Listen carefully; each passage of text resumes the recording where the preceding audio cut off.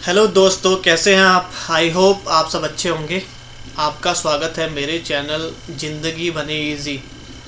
दोस्तों, इस वीडियो में हम सीखेंगे कि हमें प्रतिशोध की भावना नहीं रखनी है, बल्कि परोपकार की भावना रखनी है सबके लिए। तो चलिए शुरू करते हैं।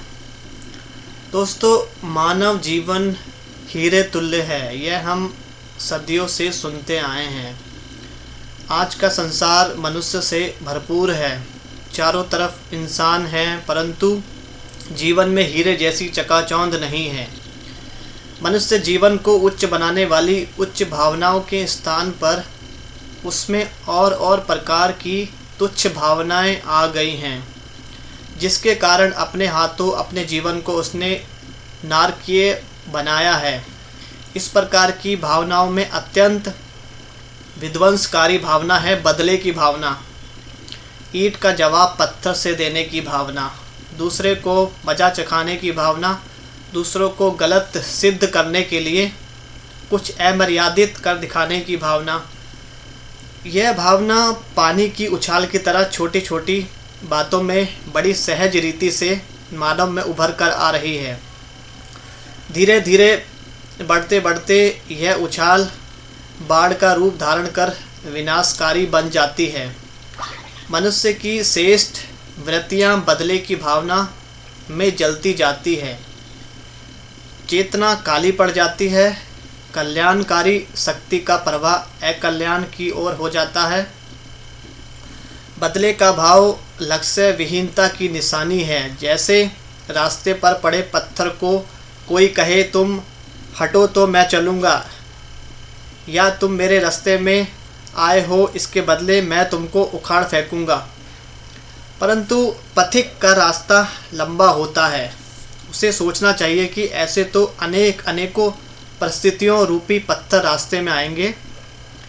किस किस से वह जूझता रहेगा, इससे तो वह लक्ष्य विहीन हो जाएगा। निश्चित लक्ष्य को लेकर अनवरत गति से बहती नदी की धारा को हम देखें, उसके हृदय में समुद्र के साथ एकाकार हो जाने की तड़प होती है। उसकी तेज धार के आगे पत्थर, पहाड़, झाड़, झंखाड़ कुछ भी आए उसमें टक्कर नहीं लेती, वरन अपनी राहों को मोड़ लेती है। जो सांस चलने को तैयार है उसको सीने से लगाकर बहा ले जाती है। जो उसे रोकना चाहते हैं बड़ी श्रद्धा से उनके पाद प्रक्षालन करके सावधानी से पल्लू छुड़ाकर भाग लेती है, क्योंकि उसके सामने केवल एक ही लक्ष्य है, वह है सागर से मिलना। हम आत्माओं का कोई ना कोई लक्ष्य तो हर एक का होता ही है। उस लक्ष्य में मन को एकाग्र करें तो बदले का भाव पैदा नहीं होगा। सबसे बड़ा लक्ष्य तो है संकल्पों की डोरी से प्रभु की समीपता पाना। उन संकल्पों को किसी से बदल लेने में लगा दिया तो प्रभु पिता बहुत दूर रह जाएंगे। स्व परिवर्तन सामर्थ्य की समझ की रॉयल्टी की निशानी है। कोई दो बच्चे यदि आपस में लड़ पड़ें तो समर्थ और रॉयल माँ बाप अपने निरपराध बच्चे को ही चुप रहने और माफ़ करने को कहेंगे। इसी प्रकार मन रूपी बच्चा जब किसी से उलझता है तो इसे ना कि दूसरे को बदलने का संकल्प करें। यही समर्थ और सहनशील महान आत्मा की निशानी है। कई बार मनुष्य देह भान के कारण यह संकल्प करता है कि मैं क्यों बदलूं, इससे तो मुझे कमज़ोर समझा जाएगा। परंतु कर्म गति हमें सिखाती है कि झुकना ही महानता है, उसी में दोनों का कल्याण है। बदला लेना संकुचित दृष्टिकोण है और जिद की निशानी है। बदला लेने वाले का दायरा भरे पूरे संसार में इतना सिमट जाता है कि वह दिन रात केवल और केवल एक ही व्यक्ति के बारे में सोचता है। उसके चिंतन में किसी अन्य से लेन देन और प्रेम का व्यवहार आदि सब उपेक्षित कर देता है। बदले की भावना मनुष्य के विवेक को पंगु बनाती है, उसकी सोचने समझने की शक्ति नष्ट हो जाती है। बदला बदला सोचते सोचते उसकी सारी शक्तियाँ, सारी वृत्तियाँ इसी एक बात पर एकत्रित हो जाती है। सुप्रसिद्ध नाटककार शेक्सपियर की एक रिवेंज ट्रेजेडी हैमलेट इस प्रकार का सशक्त उदाहरण है। नाटक के मुख्य पात्र हैमलेट के पिता की हत्या षड्यंत्र द्वारा कर दी जाती है। इसका उसको गहरा सदमा पहुंचता है। वह पिता की हत्या का बदला लेने के लिए रात दिन बदले की आग में जलता है, पागलों की तरह घूमता है। वह हत्यारे को मारना चाहता है, परंतु अंतिम क्षण आते आते उसकी सोचने की शक्ति इस कदर नष्ट हो चुकी होती है कि हत्यारे को मारने के साथ साथ वह स्वयं भी मृत्यु का शिकार हो जाता है। बदला लेना मनुष्य की मूलभूत वृत्ति के विरुद्ध है। बदले के भाव में मनुष्य में सर्वप्रथम उतावलापन आता है कि यह कार्य अभी ही हो जाए, इसी घड़ी हो जाए। वह संसार की सारी चीज़ों से जैसे विद्रोही भाव से लड़ने को तैयार हो जाता है। वह जड़ चेतन, धरती, आकाश सभी को अपने इशारों पर चलाना चाहता है, परंतु यह तो व्यर्थ सा विचार है। जब वह स्वयं ही अपने अनुसार नहीं चल रहा है तो बाकी चीज़ें उसके अनुसार क्यों चलेंगी। बदला शब्द में दो शब्द हैं, बद प्लस ला। बद का अर्थ है बुरा, ला माना ले आओ। जब किसी से बदला लेने का भाव मन में आए तो स्पष्ट रूप से समझ लेना चाहिए कि मैं बुराई मांग रहा हूँ, यह तो नासमझी कहलाएगी। परिवर्तन जीवन है, परिवर्तन चेतनता की निशानी है, परिवर्तन संसार का सौंदर्य है, आवश्यकता है, संसार का नियम है। संसार परिवर्तन की पूजा करता है, जो नहीं बदलता उसे जड़ समझकर फेंक दिया जाता है। पौधे का निरंतर परिवर्तन उसे फूल फलों से भरा पूरा बना देता है। उसे देख देख कर सभी खुश होते हैं, उसका समीप्य सभी को प्यारा लगता है। सूखा पेड़ सभी की वितृष्णा का शिकार बनता है। हमारा आज तक का जीवन निरंतर परिवर्तन का परिणाम है। निरंतर विरोधी परिस्थितियों में से गुजरते हुए भी यह अपने अस्तित्व को बनाए रखने में कामयाब है। फिर हम बदलने से क्यों डरते हैं? जबकि पता है कि परिवर्तन का परिणाम सुखदायी है, तो उससे डर क्यों? स्वयं परिवर्तन महानता है, इसीलिए बदला लेने के बजाय स्वयं परिवर्तन के रास्ते को अख्तियार करें। बदला लेने से बात समाप्त नहीं हो जाती, वरन बात की शुरुआत तभी होती है जब बदले की भावना का संकल्प पैदा होता है। संकल्पों की एक बड़ी सूक्ष्म मशीनरी है। जैसे रोगाणु फैलते हैं, वैसे ही व्यर्थ संकल्पों और दुर्भावनाओं रूपी रोगाणु भी फैलते हैं।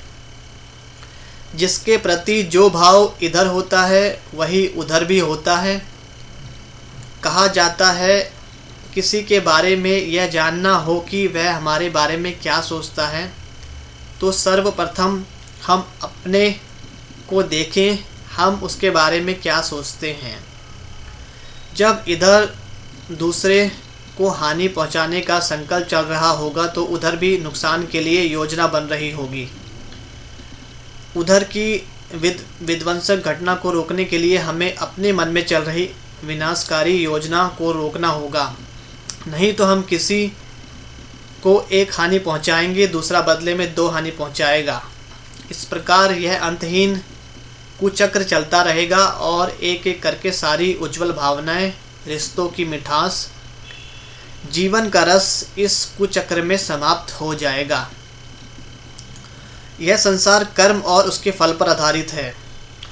कर्म का फल अवश्य मिलेगा, किए गए कर्म का परिणाम हर हाल में निकलता है। जैसे तरकस से निकला तीर वापस नहीं आ सकता, उसी प्रकार कर्म का परिणाम मिटाया जा नहीं सकता, फिर चाहे वह प्रभाव आज निकले या कल। प्रत्यक्ष मिले या परोक्ष, उतना ही मिले या कम ज़्यादा मिले। अब यदि किसी व्यक्ति के द्वारा किए गए कर्म का हम बदला लेना चाहते हैं तो मानव स्वाभाविक गति में हम हस्तक्षेप करते हैं, क्योंकि हम बदला लेने में समर्थ नहीं हैं। यह सामर्थ्य प्रभु ने किसी को नहीं दिया है। परमात्मा पिता कानून हाथ में उठाने से मना करते हैं। किसी के गलत कार्यों का असली जज ईश्वर है। जैसे हम लौकिक दुनिया में यह कायदा लेकर चलते हैं कि यदि एक मनुष्य दूसरे मनुष्य के साथ अनुचित व्यवहार करता है तो सरकार को तुरंत सूचना दी जाए, स्वयं झगड़े को ना बढ़ाया जाए। जैसे भाई भाई आपस में लड़ पड़ते हैं तो भी नियम कहता है कि माँ बाप को बताया जाए, वे स्वयं न्यायाधीश ना बने। माता पिता की फैसले में दोनों का विश्वास रहे, दोनों आपस में ही उलझते हैं तो माँ बाप के महत्व को नकारते हैं। इसी प्रकार साक्षी दृष्टा सर्वोच्च नियमज्ञ पिता परमात्मा के नियमों के अनुसार चलें, उनके नियमों को अपने हाथों में न उठाएं, साक्षी होकर कर्म करें और दूसरों के कर्मों को भी साक्षी होकर देखें तो हम हल्के रह पाएंगे।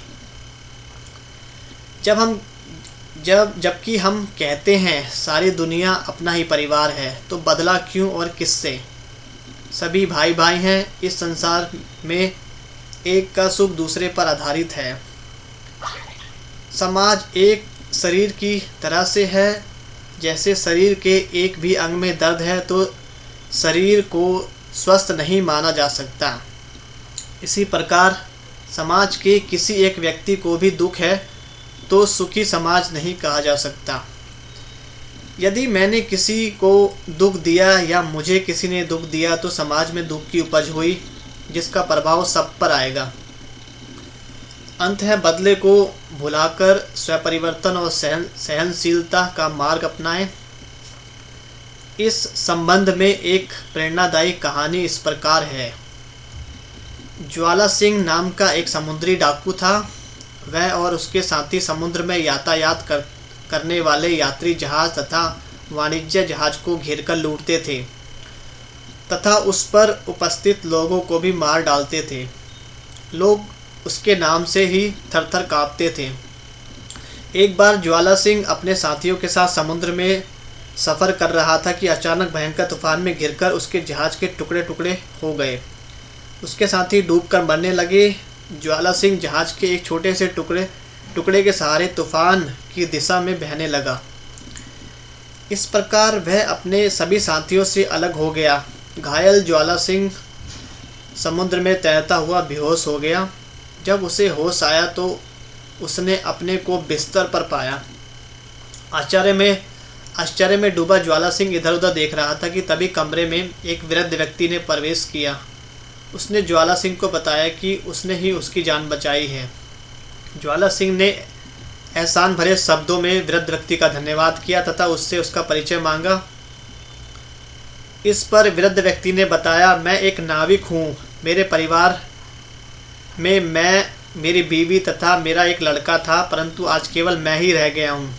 कारण पूछने पर वृद्ध व्यक्ति ने बताया, एक बार मेरी बीवी तथा मेरा बेटा एक जहाज पर सफ़र कर रहे थे। अचानक उस जहाज पर तुमने अपने साथियों सहित हमला कर बोल दिया तथा जहाज को लूटने के पश्चात उस पर उपस्थित सभी यात्रियों को भी मार डाला, जिसमें मेरी बीवी तथा बेटा भी था। यह सुनकर ज्वाला सिंह के पांव तले से मानो जमीन खिसक गई। आश्चर्यचकित हो कांपते स्वर से उसने पूछा, जब आप यह जानते थे कि मैं आपकी बीवी और बेटे का कातिल हूँ तो फिर आपने मेरी जान क्यों बचाई? क्यों आपने मेरी इतनी सेवा की? जब मैंने तुमको समुद्र में ऐसा हालत में देखा तो मेरे मन में विचार आया कि यदि मैंने तुम्हें समुद्र में मरते हुए छोड़ दिया तो इससे मेरी बीवी या बेटा तो वापस मिलने वाले नहीं हैं। जो होना था सो हो गया। यदि मैं तुम्हें समुद्र में छोड़ देता और तुम मर जाते तो तुम्हारे और मेरे में अंतर क्या रह जाता। मैं भी तुम्हारी तरह कातिल ही समझा जाता। इसीलिए मैंने तुम्हें बचाकर अपना कर्तव्य पूरा किया है। वृद्ध ने उत्तर दिया। यह सुनकर ज्वाला सिंह उस वृद्ध व्यक्ति के पैरों में गिरकर माफ़ी मांगने लगा। उसने जिंदगी में फिर कभी किसी को दुख न देने का वचन दिया। वह उस वृद्ध के साथ रहकर अपने कर्मों को सुधारने लगा। इस प्रकार की सेवा से वृद्ध व्यक्ति भी धीरे धीरे अपने परिवारजनों का गम भूल गया। यह कहानी हमें समझाती है कि वास्तविक प्रतिशोध के लिए हम व्यक्ति को अपने गुणों से प्रभावित करें, अपने कर्मों से उससे गुणवान बनने की प्रेरणा दें। यदि कोई हमारी निंदा करता है तो हम उसकी महिमा करें। यदि हमें कोई गाली देता है तो हम उसे गले लगाएं। यदि कोई हमारा अपकार करता है तो हम उसका उपकार करें। यही वास्तविक प्रतिशोध है। बाबा ने भी हमें यही बताया है। बच्चे, निंदा तुम्हारी जो करे, मित्र तुम्हारा सोए। तो दोस्तों, आपको ये वीडियो कैसा लगा कमेंट कीजिए, लाइक शेयर और सब्सक्राइब करना ना भूलें। तो चलिए दोस्तों, मिलते हैं अगले वीडियो में। Thanks for watching.